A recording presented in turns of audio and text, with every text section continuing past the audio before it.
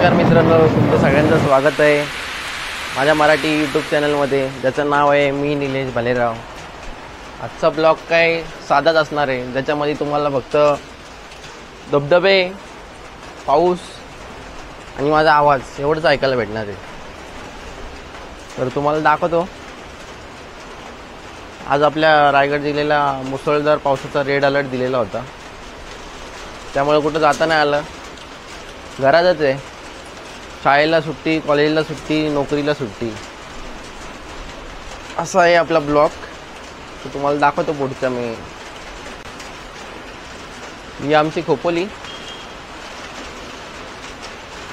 तो जो दिसतोय तो खोपोली रेल्वे स्टेशन आहे।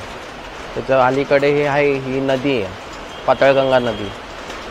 हा आपला जयाबारवाल्यांच्या पाठीमागचा हा टॉवर, आणि ते तिथं दिसतंय ते गगनगिरी महाराजांचं मठ।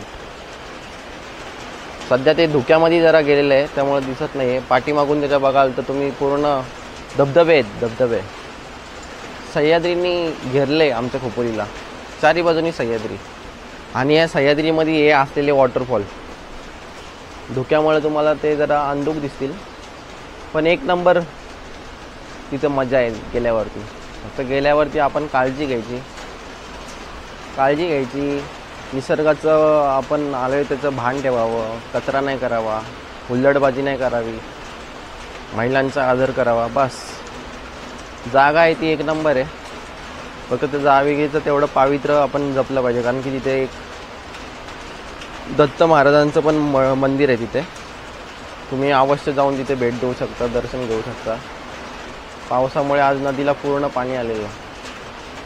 तो जो पूल आहे ब्रिटिशांनी बांधलेला आहे, तो तर ब्रिटिशाच्या त्या पुलाच्या वरतून पाणी चाललेलं अक्षरशः आज।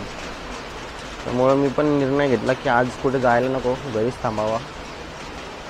म्हणजे बघा कसं चाललंय छत्री घुमवत। तर बस आजच्या ब्लॉगमध्ये एवढंच मित्रांनो, भेटू आपण नंतर पुन्हा एकदा। आपल्याला बाईकवरचे ब्लॉग पण करायचे, त्यामुळं सध्या पाऊस जायची आपण वाट बघू, आणि मग आपल्या श्री गणेशचा चालूच ठेवू।